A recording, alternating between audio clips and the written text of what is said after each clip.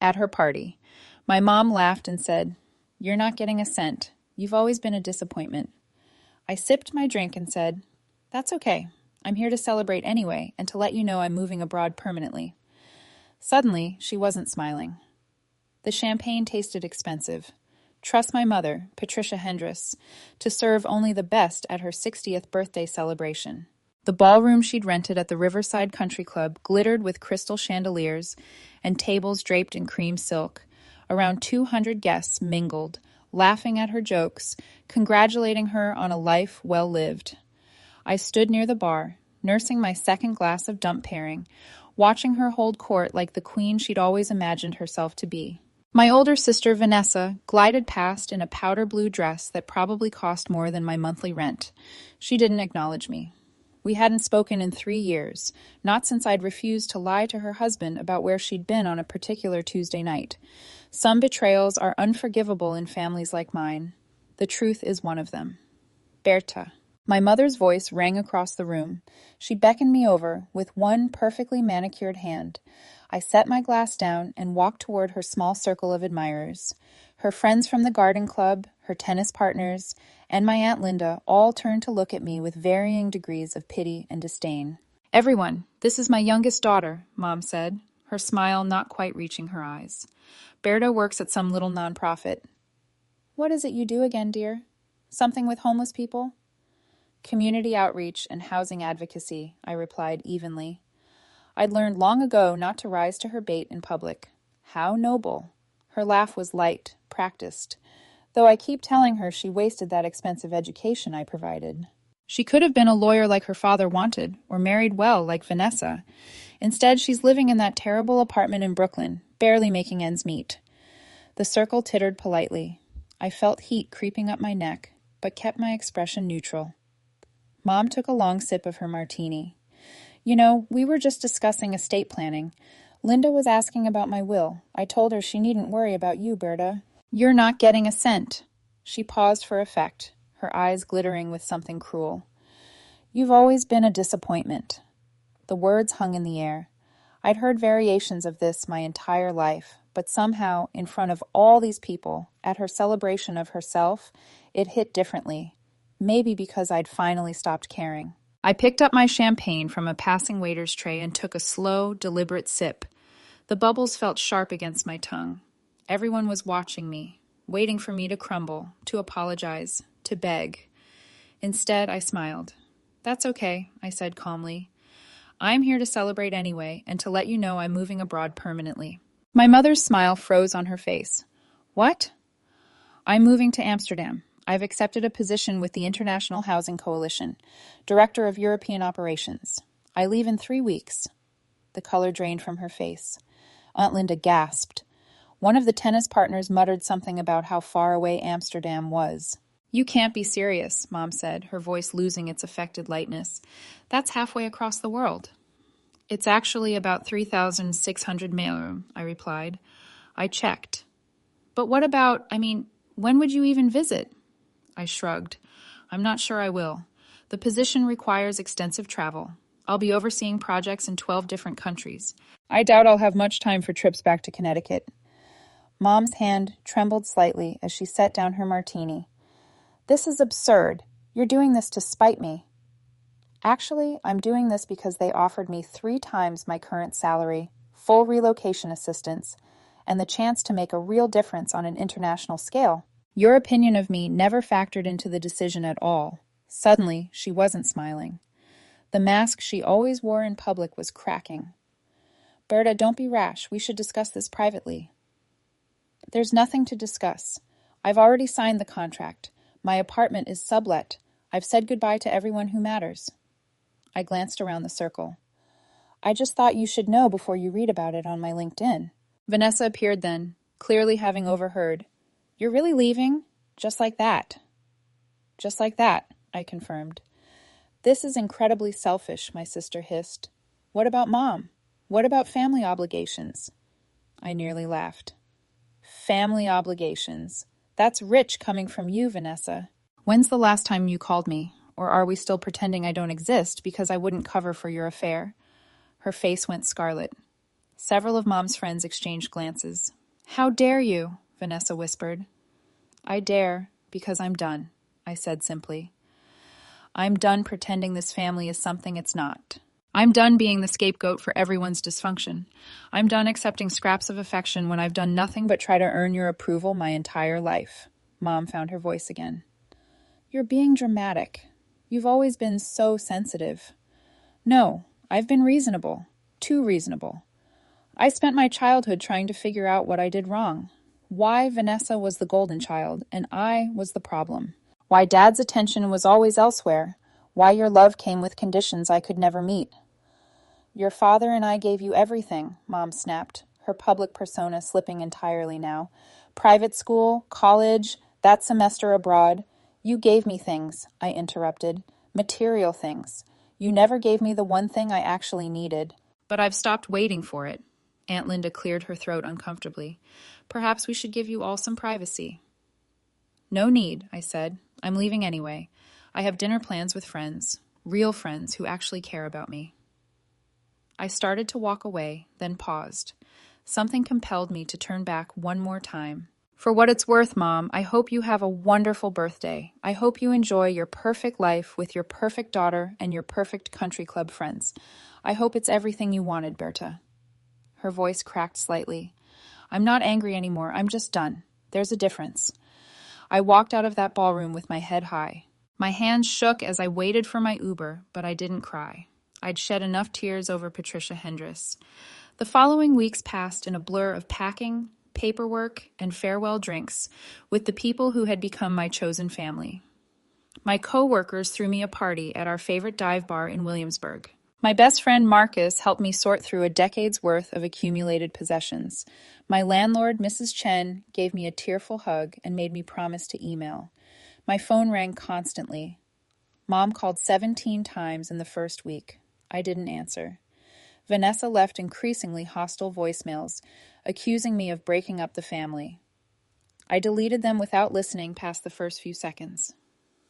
Dad finally sent a text. "Your mother is very upset." "Can we talk?" I responded. "We can, but my decision stands. Hope you're well." What nobody seemed to understand was that this decision had been years in the making. The birthday party was just the final straw, the moment where everything crystallized into perfect clarity. But the foundation had been laid long before the champagne-soaked evening. I'd been 8 years old the first time I understood I was different from Vanessa in ways that mattered to my parents. We were at her middle school graduation, and Mom spent the entire ceremony beaming with pride. Vanessa had maintained to be average, nothing spectacular, but you'd think she'd won a Rhodes Scholarship based on how our parents reacted. Later that same week, I brought home my report card, straight ace for the 3rd year in a row. Mom glanced at it, nodded, and said, "That's nice, sweetie. Can you set the table for dinner?" The pattern continued through high school.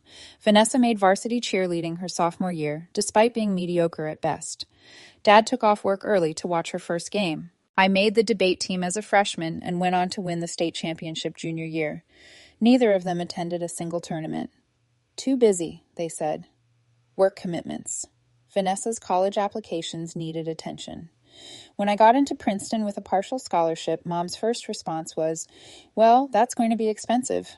Are you sure you wouldn't be just as happy at the state school?" Vanessa had chosen to attend a small liberal arts college in Vermont with a party reputation and a 60% acceptance rate. They paid her full tuition without blinking. College became my refuge. Away from the constant comparisons and the unspoken hierarchy, I could breathe. I threw myself into my studies, volunteered at a homeless shelter in Trenton, and discovered a passion for housing policy that would shape my career. For 4 years, I was just Berta, not the disappointing daughter, not Vanessa's less impressive sister, just me. But every holiday, every summer break, I'd return home and slip right back into the old dynamics. Vanessa would regale everyone with stories about her sorority's latest charity event, and Mom would hang on every word. I'd mention the research project I was leading on affordable housing models, and Dad would change the subject to ask about my dating life. When I didn't have a boyfriend to report, he'd exchange meaningful glances with Mom that said everything they were thinking. After graduation, I moved to Brooklyn and started working for a small nonprofit called Community First. The salary was embarrassing, barely enough to cover rent and student loans, but the work mattered. We helped families facing eviction, connected people with resources, and advocated for policy changes at the city level. My boss, Rita, was a fierce Puerto Rican woman in her 50s who had grown up in the projects and worked her way through law school. She saw something in me that my own family never had. "You're going places, Berta," she told me during my 6-month review. "You've got the passion and the brains. Don't let anyone convince you otherwise." I wish I believed her completely, but the voice in my head, the one that sounded suspiciously like my mother, kept whispering that I was wasting my potential, that I should have gone to law school or business school, that helping people was noble but financially foolish, that I'd never amount to anything meaningful this way. Meanwhile, Vanessa married Robert, a hedge fund manager she'd met through family friends. The wedding cost more than I'd earned in 2 years. I was asked to be a bridesmaid, but given little input on anything. At the reception, I overheard Aunt Linda telling someone, "At least one of Patricia's daughters turned out well." She didn't know I was standing right behind her. The real breaking point had come 6 months before Mom's birthday party. I'd been working on a major project, securing funding for a housing development that would provide apartments for 50 families. We'd spent 2 years navigating bureaucracy, meeting with city officials, courting investors. When the deal finally closed, it made the local news. The New York Times even ran a small piece about it. I called Mom, excited to share the news. Maybe this would finally be something impressive enough to warrant her approval. "That's wonderful, dear," she'd said, her tone distracted. "Listen, I can't talk long. Vanessa is coming over with the kids, and I'm making dinner. But good for you. Very nice." The conversation lasted 90 seconds. She never asked about the details, never requested a link to the article, never brought it up again. 2 weeks later, Vanessa posted on Facebook about volunteering at her kids' school bake sale. Mom commented within minutes, "So proud of you. You're an amazing mother and such a giving person. We raised you right." I stared at that Facebook comment for probably 20 minutes, watching other family friends chime in with their praise. Nobody had commented on the article I'd shared about the housing project. Nobody had even liked it. That's when I started updating my LinkedIn profile. That's when I began responding to recruiters who'd reached out over the years. That's when I started imagining a life far away from people who'd never see me clearly, no matter what I accomplished. The position in Amsterdam found me, really.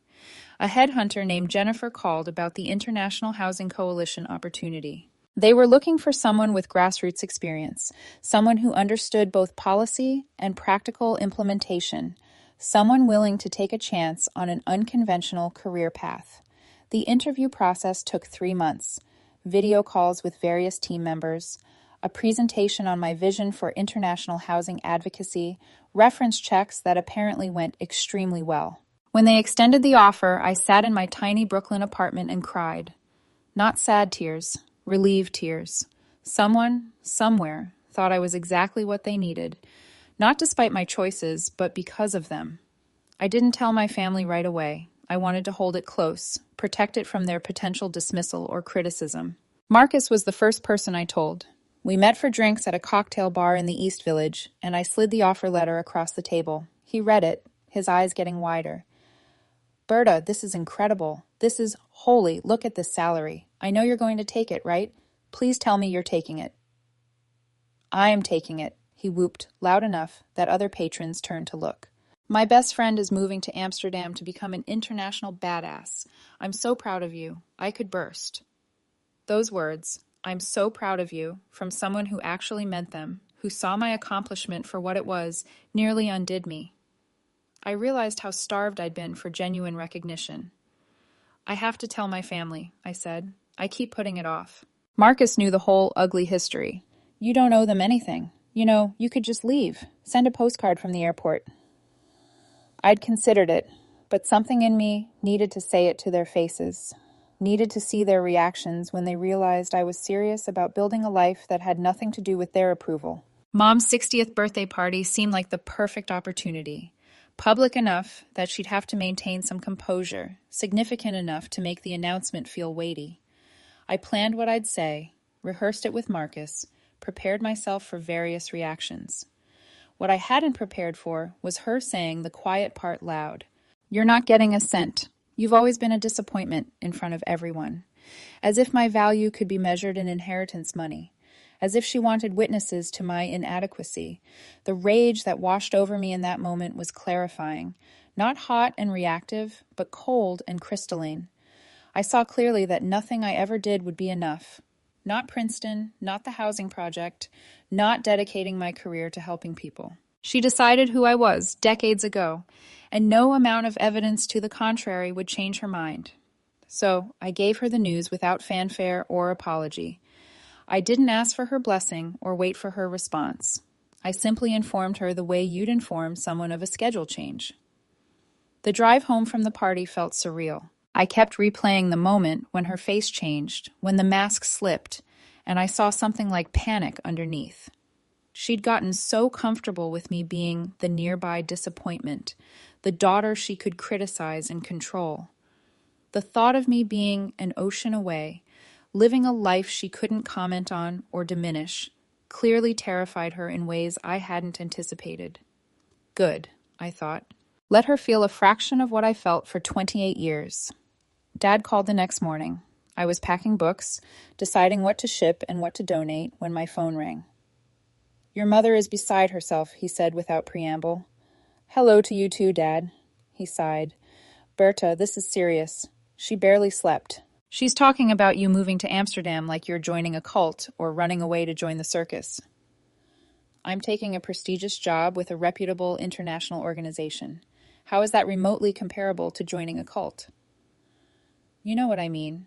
It's so far away, and you didn't discuss it with us first." "Why would I? I'm 28 years old. I don't need permission to make career decisions." "Of course not, but we're your parents. We should have some input." I set down the book I'd been holding. "Dad, when have you ever had input on my life that was actually supportive? Name one time you encouraged a decision I made." Silence. "That's what I thought. You've spent my entire life either ignoring my choices or subtly undermining them. So, no, I didn't ask for your input. I don't need it, and frankly, I don't want it." "That's unfair." But his voice lacked conviction. "Is it? When I chose Princeton, Mom complained about the cost. When I chose nonprofit work, you both made it clear you thought I was wasting my education. When I moved to Brooklyn, you acted like I'd relocated to a war zone. At what point have either of you actually supported something I wanted?" "We support you," he said weakly. "No, you support the version of me you wish existed. The one who went to law school and married someone from the country club and lives in Connecticut and gives you grandchildren to show off. You've never supported the actual me." Another long silence. Then, "Is this really what you want? Amsterdam?" "Yes, more than I've wanted anything in a long time." "Then I suppose there's nothing more to say." "I suppose not." He hung up first. I wasn't surprised. Dad had always been conflict avoidant, happy to let Mom drive the emotional dynamics of our family while he hid behind work and golf. His passivity had enabled her cruelty as surely as if he participated directly in it. The last 2 weeks in New York flew by. I had exit interviews at work, goodbye dinners with friends, 1,000 administrative tasks. Rita pulled me aside on my final day. "You're going to do amazing things over there," she said, "but promise me something." "What?" "Don't lose that fire. Don't let them make you diplomatic and cautious. The world needs people who give a damn, and you give more of a damn than anyone I've ever met." I hugged her tightly. "Thank you for everything, for seeing me." "Honey, you're easy to see. Some people just choose to look the other way."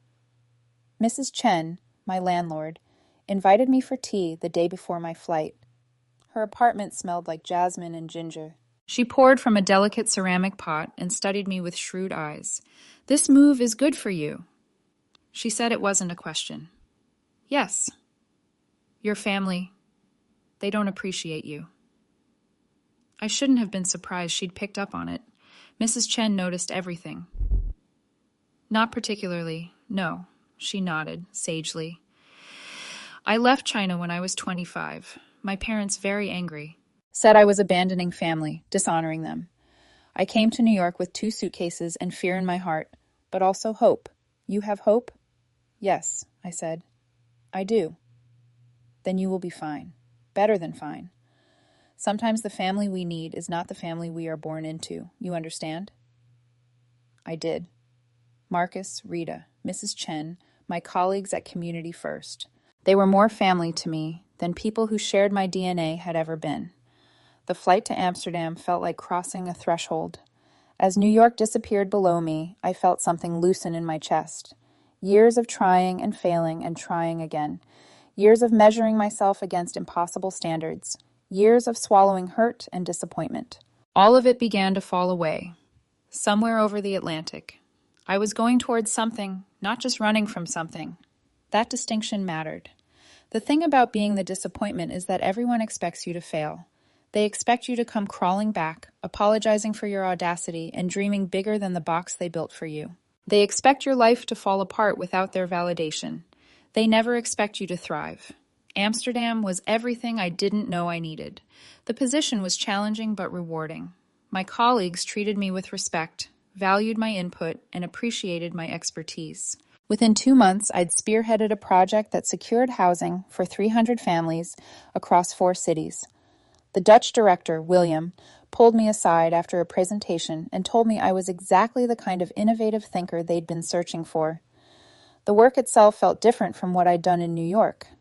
We operated on a larger scale, coordinating between governments, NOS, and private investors across multiple countries. My first major assignment involved traveling to Prague, where a controversial development threatened to displace hundreds of low-income residents. I spent 3 weeks there meeting with city officials, organizing community forums, and ultimately helping broker a compromise that preserved affordable units while allowing the development to proceed. When I returned to Amsterdam, William called it exactly the kind of diplomatic solution we need more of. I rented a narrow canal house with large windows overlooking the water. The place had been built in the 1600s, and the floors sloped at odd angles that took weeks to get used to. My upstairs neighbor, Saskia, was a jazz singer who practiced at strange hours, but brought me homemade stroopwafels as an apology. The old woman across the canal, Mafro Ree, waved at me every morning from her window. Within a month, I knew more of my neighbors than I'd known in 3 years of living in Brooklyn. I bought a bicycle and rode it everywhere, even in the rain. There was something liberating about pedaling through the city at dawn, watching it wake up. The early morning light on the canals, the smell of fresh bread from the bakeries, the casual greetings from other cyclists. It all felt like a life I'd seen in movies but never imagined living myself. I learned to speak Dutch badly, but enthusiastically. My colleagues found my attempts at pronunciation hilarious, but they appreciated the effort. I practiced with a woman who ran the cheese shop near my house, stumbling through conversations about Gouda varieties while she gently corrected my grammar. Language learning humbled me in ways I hadn't expected, reminding me that being a beginner at something didn't diminish my worth. I made friends with my neighbors who invited me to dinners, gallery openings, and lazy Sunday brunches. Saskia introduced me to her circle of artists and musicians. They argued about philosophy and politics late into the night, switching between Dutch and English so I could follow along. Nobody asked me about my salary or what my parents did for a living. They cared about ideas, about art, about making the world slightly less terrible. I felt seen in ways I'd forgotten were possible. I dated a little, nothing serious, but it was nice to have coffee with people who saw me as interesting rather than insufficient. A graphic designer named Lars took me to an experimental theater performance that made no sense but was visually stunning. An environmental lawyer named Sophie and I had 3 dates before mutually agreeing we were better as friends. The rejection didn't sting the way it might have back home. Here, I wasn't auditioning for the role of acceptable daughter in every interaction. 6 months after I left, Aunt Linda found me on Facebook. Her message was brief. Your mother fell and broke her hip. She's been asking for you. She's at Greenwich Hospital. I stared at the message for a long time. Part of me, the little girl who'd spent her whole life seeking her mother's approval, wanted to book the next flight home. The rest of me remembered standing in that ballroom, remembered every cutting remark, every comparison to Vanessa, every way I'd been made to feel small. I sent flowers instead, expensive ones. The card read, wishing you a speedy recovery. Berta. Mom called from the hospital? This time I answered. You sent flowers, she said. Her voice sounded frail, older.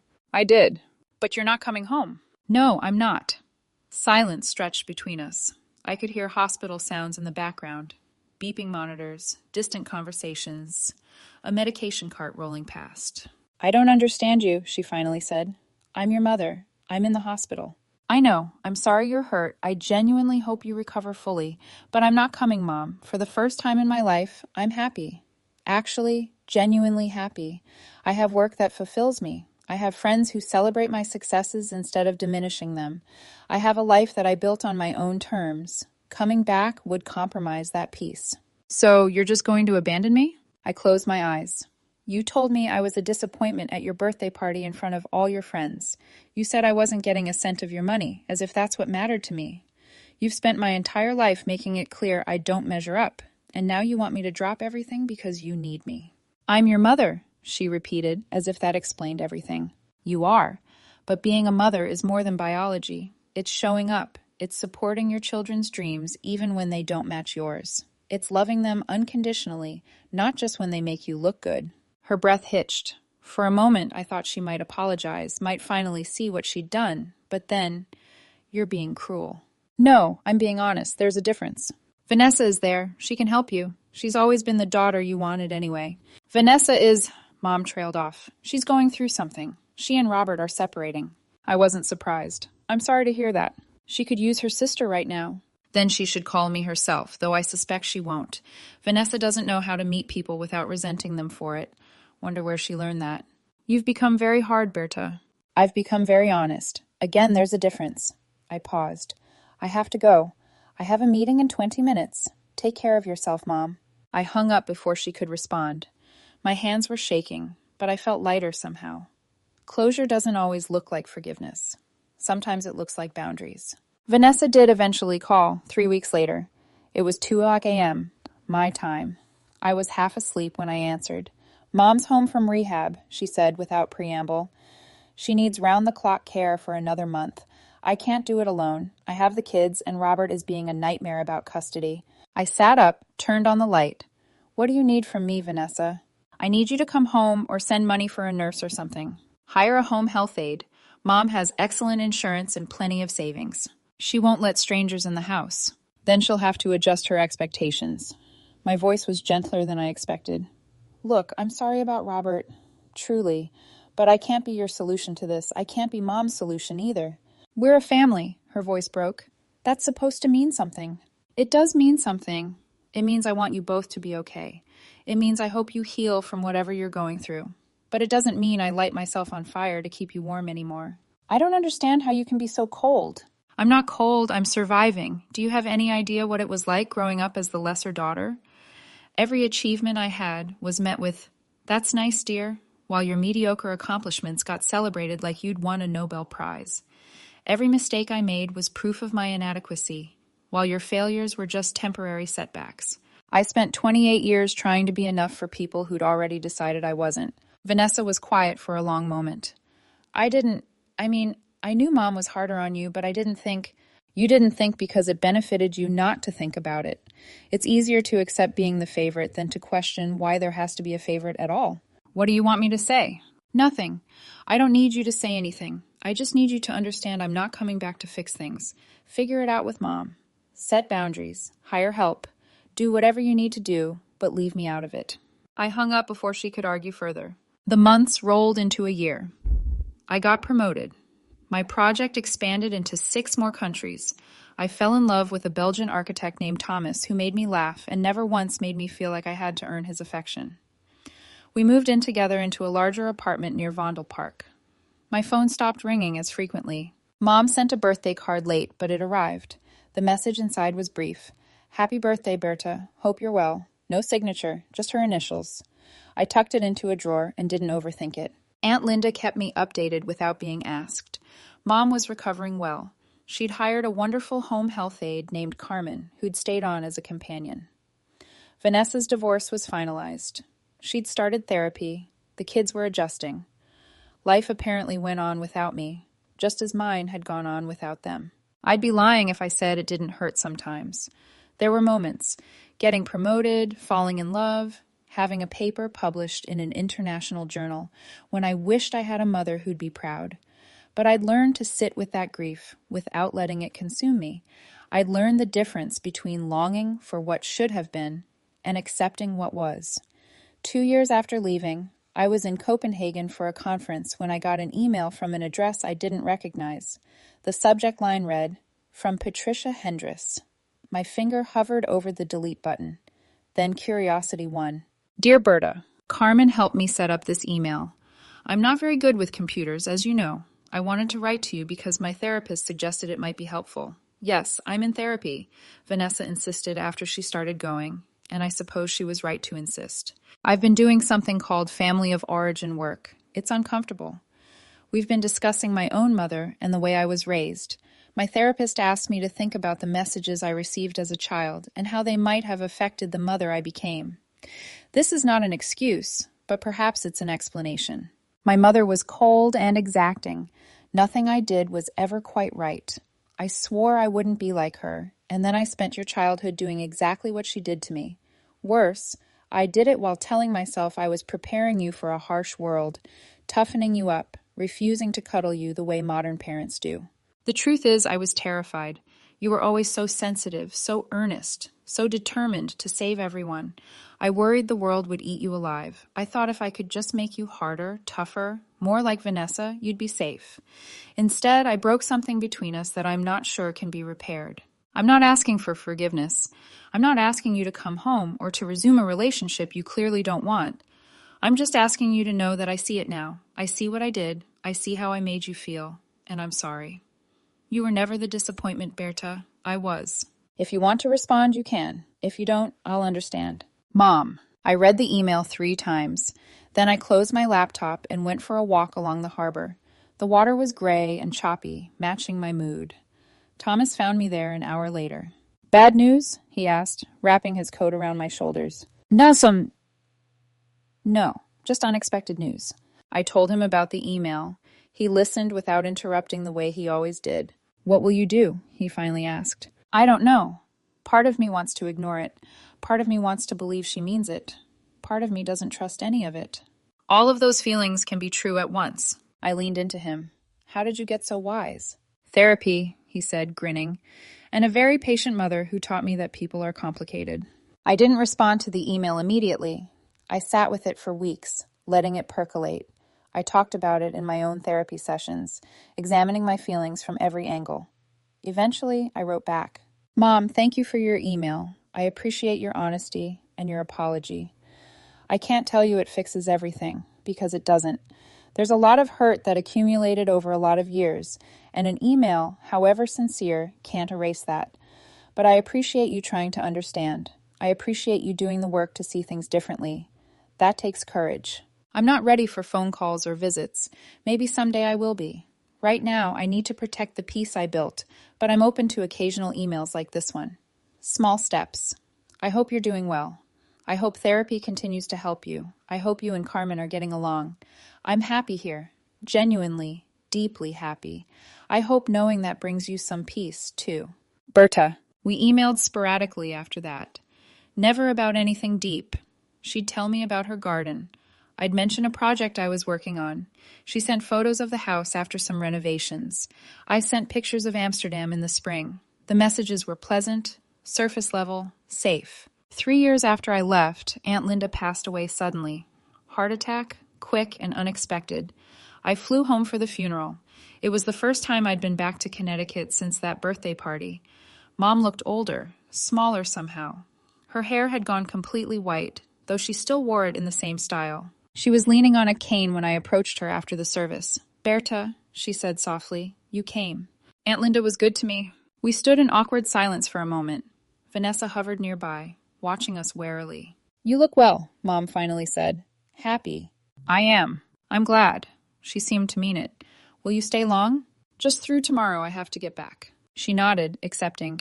Would you consider coming to the house, just for coffee? No expectations. I hesitated, then agreed. The house looked the same, but felt different. Carmen greeted me warmly, mentioning she'd heard so much about me. We sat in the sunroom, Mom's favorite spot, drinking coffee from the good china. Tell me about Amsterdam, Mom said. Really, tell me. Not just the surface things you put in emails. So I did. I told her about my work, about the families we helped, about the systemic changes we were implementing. I told her about Thomas, about our apartment, about learning to cook Indonesian food from our upstairs neighbor. I told her about feeling at home in a place that was nothing like the home I'd grown up in. She listened without interrupting, without comparing, without diminishing. When I finished, she was quiet for a long moment. "You did what I never could," she finally said. "You broke the cycle. You refused to accept a life that made you miserable. You chose yourself." She paused. "I'm proud of you, Berta. I should have said that years ago, but I'm saying it now. I'm proud of you." The words I'd waited my entire childhood to hear. They should have felt triumphant. Instead, they just felt sad. Sad for all the years we'd wasted. Sad for the relationship we'd never have. Sad for the little girl I'd been, who needed to hear those words so desperately. "Thank you," I said simply. We finished our coffee. I said goodbye. I promised to keep emailing. I flew back to Amsterdam the next day. Thomas picked me up from Schiphol. "How was it?" "Bittersweet," I said. "But okay, it was okay." That's the thing about healing. It doesn't look like dramatic reconciliations or sweeping forgiveness. Sometimes it just looks like okay. Sometimes okay is enough. I still live in Amsterdam. My career continues to flourish. Thomas and I got married last spring in a small ceremony by the canals. Mom sent flowers, beautiful ones. The card read, "Wishing you every happiness." I mean that. Love, Mom. We email once a month now, sometimes more. The relationship we have isn't the one I wanted as a child, but it's the one we're capable of as adults. There's peace in that acceptance. I learned something important in those years after I left. You don't have to set yourself on fire to keep other people warm. You don't have to accept less than you deserve because someone convinced you that's all you're worth. You don't have to stay in relationships, even family ones, that diminish you. The best revenge isn't vindictiveness. It isn't proving them wrong or making them sorry. The best revenge is building a life so full, so rich, so authentically yours, that their opinion of you becomes irrelevant. I'm not a disappointment. I never was. I'm exactly who I was meant to be. Someone who chose herself when choosing herself felt impossible. Someone who walked away when walking away felt like betrayal. Someone who refused to shrink to fit into spaces that were never designed for her flourishing. And across an ocean, in a city full of canals and bicycles and tulips that bloom every spring,